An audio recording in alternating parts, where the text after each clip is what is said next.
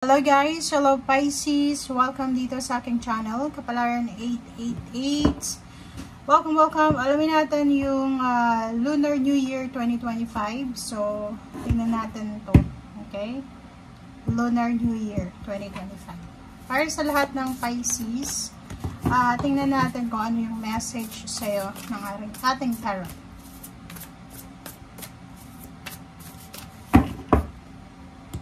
Okay. First card mo dito is number 1, Ace of Wands, Ace of Fire, Pisces. Ace of Fire, ang message nito ay nagsasabi na isang maganda, amazing opportunity ang posibleng darating sa buhay mo. Okay? So, kailangan mong maging bold, courageous, brave, and positive. Oras na Pisces para gawin mo yung actions, gawin mo yung decision making.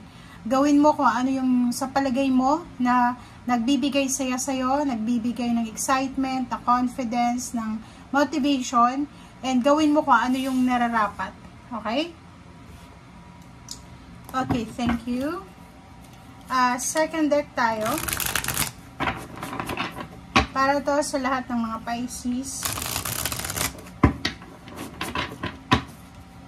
I hope na makuha mo yung lahat ng energy dito, guys. Okay?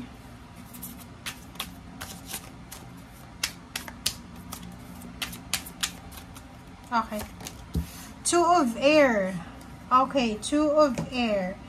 So, dito Pisces, yung Two of Air is about hesitation. Okay? So, nakikita ko may mga Pisces dito na siguro mahihirapan sila na magdesisyon. Kaya nga sinasabi sa'yo dito, itong magandang opportunities na to ay para sa'yo yan. So, kailangan mong maging courageous, maging malakas, matatag, maging positive para makapag-desisyon ka ng tama. Okay?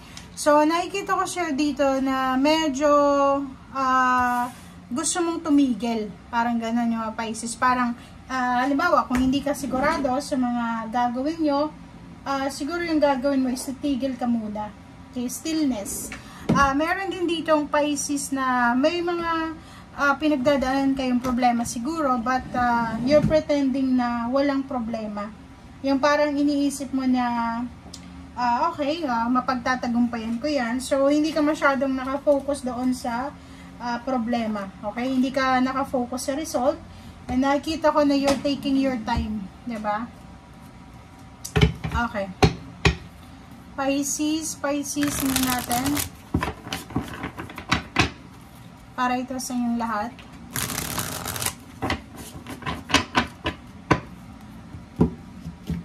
Sorry. Okay, first card natin is Page of Swords. So, Pisces, nakikita ko sa'yo dito na ito na talaga yung kailangan mo. Itong Page of Swords is resonated siya sa Ace of Wands. Na sinasabi sa iyo na kung gusto mong maging maayos, maging maganda yung future mo, kailangan mong maging straightforward, kailangan mong maging bold, maging courageous, maging positive. Okay? So, ungin mo lahat ng mga trials, tribulations na yan, and harapin natin. Okay? Face your fears kung gusto mong maayos ang future mo sa susunod na taon or sa mga susunod pa. O, diba? So, makikita mo dito, alisin mo yung takot na yan. Makinig ka sa sinasabi ng iyong intuition, Pisces. Kasi kung makikita mo, meron kang fear dito eh. Fear of the unknown, diba? Parang iniisip mo na ano kayong mangyayari sa future. Masyado kang nakafocus sa future. Meron dito mga Pisces siguro na masyadong nanunood ng mga kumbaga documentary about sa future, about sa mga susunod na mangyayari. So, nakikita ko sir dito, kailangan mong tigilan yan. Okay? Mag-focus ka sa kung ano yung kasalukuyan. Enjoy the moment. Yung action sa kailangan sa moment time or sa momentarily, parang gano'n, sa ngayon, ayun yung kailangan mong gawin. Makinig ka sa sinasabi ng intuition. Okay, the Sun. Pisces, sinasabi ng barahan na this whole Lunar New Year 2025 ay posibleng meron kang completion, achievements, fulfillment na makukuha na pwedeng magdala sa'yo ng sobrang happiness, joy, prosperity, abundance, balance, and then, yun, overall, blessing, parang ganon. Pwede yung iba, new babies, buntis, bagong business, bagong friends, bagong relationship, bagong tirahan. Ang nakikita natin dito, meron kang pinaplano na posibleng makukumpleto mo siya within this year. Meron kang pinapangarap na posibleng makuha mo siya sa taong ito. Okay? So, 5 of Wands, nakikita ko sir dito na umiwas ka sa kompetisyon. If ever man, yung competition na yan is normal yan sa pagiging tao, na minsan, sa business, may mga kakompetensya, sa trabaho, ganun din sa kapitbahay, ganun, ganyan. So, dito sinasabi, umiwas ka sa gulo, umiwas ka sa pakikipagkompetensya, umiwas ka sa misunderstanding, umiwas ka sa pakikipag-away, umiwas ka sa lahat ng klase ng gulo or ingay. Okay? Okay, the Hierophant. Hierophant, and then 9 of Swords. So, nakikita ko sir dito, Pisces, na iwasan mo din yung sobra-sobrang pag-iisip. Overthinking, overanalyzing. Etong 9 of Swords is all about, overthinking siya. Yung parang hindi ka masyadong makatulog sa sobrang pag-iisip. Ang nakikita ko sir dito, masyado kang nag-aalala para sa future mo. Masyado kang nag-aalala kung anong mangyayari bukas. Which is wala naman tayong control and hindi naman natin alam kung anong mangyayari talaga. So, the Hierophant, sinasabi ng baraha dyan na relax. Okay? Meditate, contemplate, pray. Maghanap ka ng mga taong like-minded individuals. Pare-pareho kayo ng mindset. Pare-pareho kayo ng pinagdadaanan. Pareho kayo ng goals sa buhay. Maghanap ka ng mga mentor, kaibigan, or anyone na pwedeng makatulong sa'yo para magkapag-relax ka. Okay.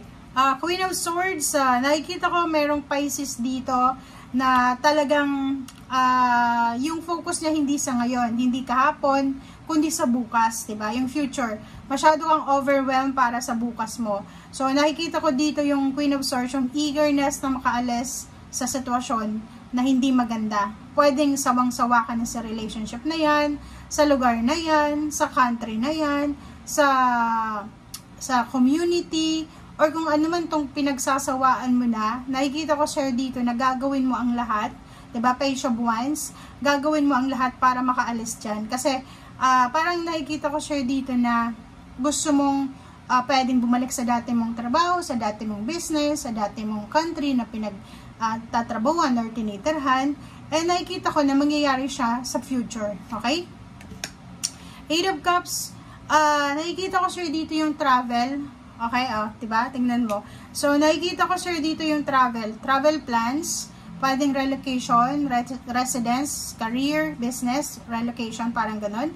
And if relationship naman siya na hindi maganda, like mga nag-aaway, nagkakompetensya, pamilya, kaibigan, katrabaho, nakikita ko na you're abandoning the situation. Emotional withdrawal siya. So, i-withdraw mo yung sarili mo. Aalisin mo yung sarili mo sa mga away na yan, sa gulo. Aalisin mo yung sarili mo sa takot. Aalisin mo yung sarili mo sa sobrang pag-aalala. And Knight of Pentacles, nakikita ko sir dito na maraming parating sa'yo na pwedeng pagkakitaan mo, pwedeng magdala sa'yo ng mga bagay-bagay. Okay? Na financial siya.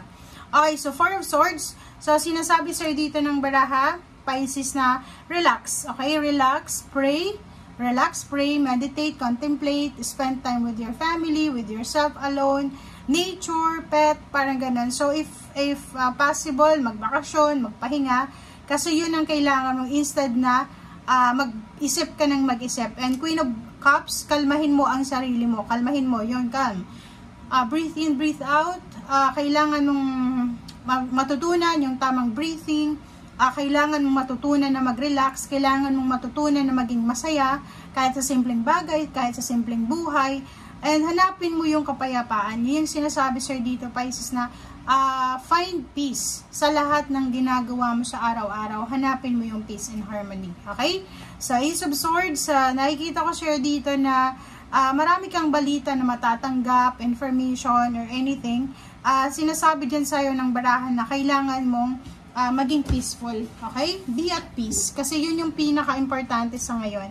And last card natin is 4 of Wands. So, nakikita ko sa'yo dito, maraming darating na good news regarding sa family mo. So, overall, you will get the emotional completion 'Diba? Parang, halimbawa, may binebenta kang bahay, pwedeng mabenta siya, sasakyan. May bibilin kang bahay, lupa, sasakyan, mabibili mo siya. Pwedeng yung family din, may mga additional member ng family, homecoming. Basta yung magkakapamilya ay posibleng mabuo, posibleng makuha nila kung ano yung nawasak, parang ganun. So, restoration, recovery of relationship, emotional restoration, financial restoration, and financial windfall ang parating. Okay? So, thank you guys for watching and see you again. Bye!